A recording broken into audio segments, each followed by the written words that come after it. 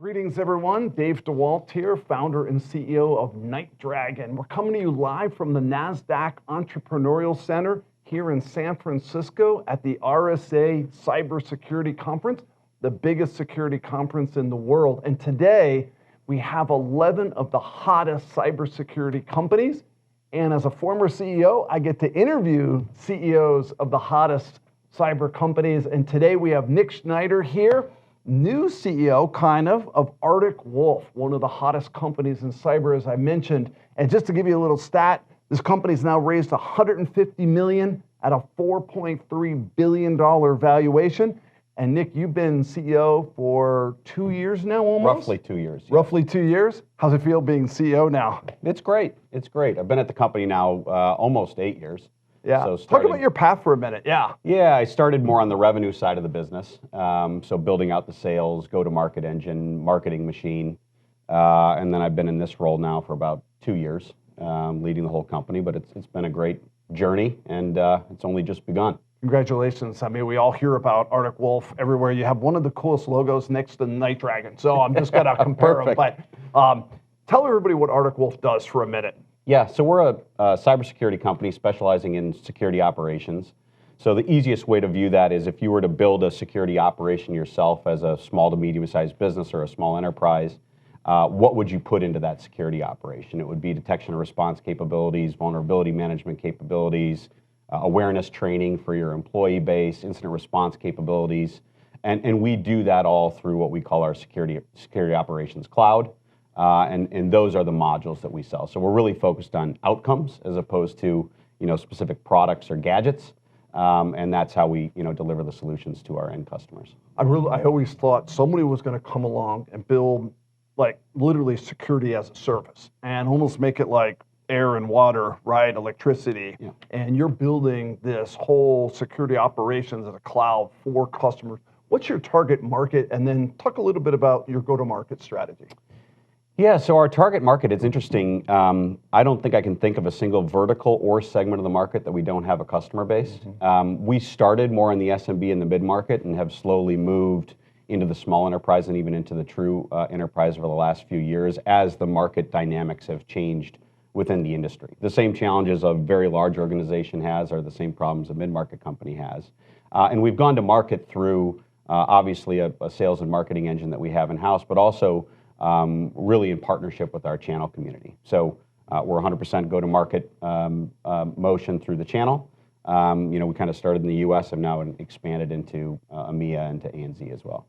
One of the things that's happened over the last few years, and I know this whole audience knows this, is this cancer we call ransomware, right? And the ransomware has really hit that small and medium business, mid-enterprise kind of business where they didn't have a lot of security. So I think Arctic Wolf saw a lot of that, and you give a lot of capability to prevent that, correct? That's correct. We have detection and response capability, vulnerability management capability, right? Those two together are really about understanding what your vulnerabilities might be as a business and then being able to detect and respond to them in kind. And we've built modules and features around both of those capabilities, as well as adding threat intelligence and a labs team, leveraging AI, machine learning to make sure that we're doing it in an efficient way. And then also providing what we call this concierge security team, which is really about the final mile for a customer. So how do we provide business context to the customer's engagement with Arctic Wolf?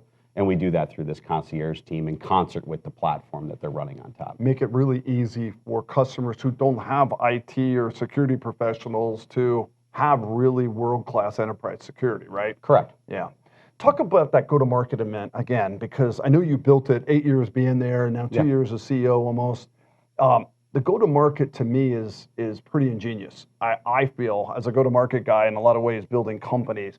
Talk a little bit about how you approach your channel and your partners. I think it's worth hearing for everybody for a minute.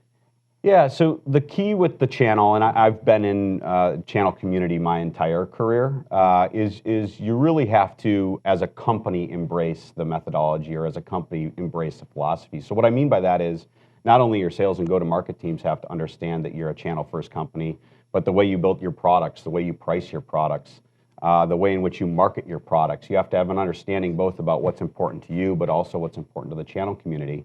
And I tell our teams and I tell the channel community that we work with, we're doing it right when both sides feel like they're part of the same team. So it's not the channel partners are doing one thing and Arctic Wolf's doing another thing. It's about the two sides feeling like they're on the same team. And if you can strike that balance, which we have at Arctic Wolf, you get some really powerful synergies. They're really good at certain things, and we bring really specific capabilities to the table. And that synergy for the end user is really important in ensuring that they get the right solution and that they have the right expertise around the table. Right. Something that I hear from you that I don't hear a lot from the others is that channel first mentality, right? Channel as a partner. My partner is my channel, right? And make that DNA. And that really has created a lot of success for Arctic Wolf. So now you've hit a couple $100 million of revenue, and we're here at NASDAQ. And what's the road to, I don't know, 500 million or $1 billion look like? What do you think you have to do to execute your way into a really formidable public company?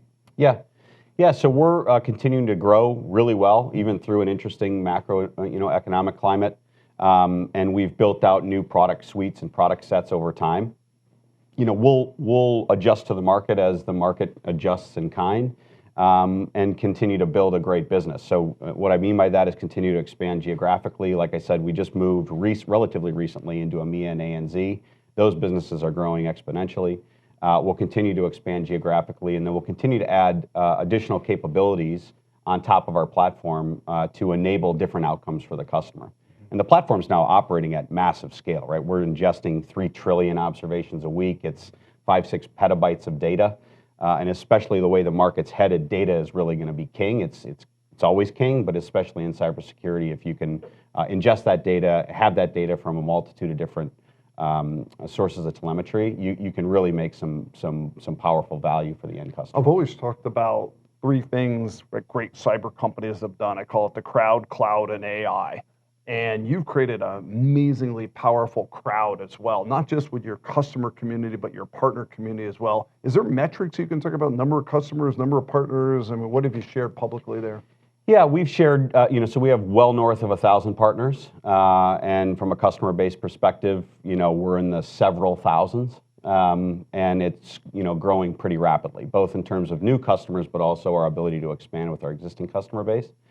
So we're not, relying solely on expansion of existing customers or relying solely on expansion of the new customer base. We've been able to balance kind of both approaches really through the entire tenure of the company, and that continues.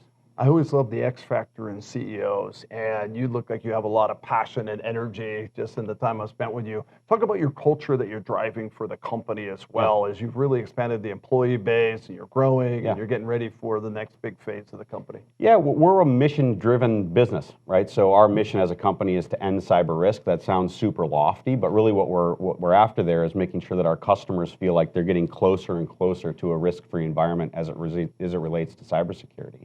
And the people that we hire really rally around that, right? So it's a noble cause in that we're doing something that's exciting within the technology industry. It's a noble cause in that we're doing something exciting as a business ourselves.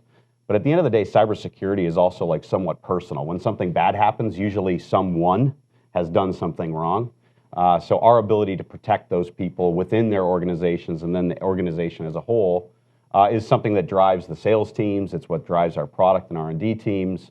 And it enables us as a company to rally around the cause and to continue to innovate and push the envelope on what's next in cyber and what's next in terms of protecting our customer or protecting the market.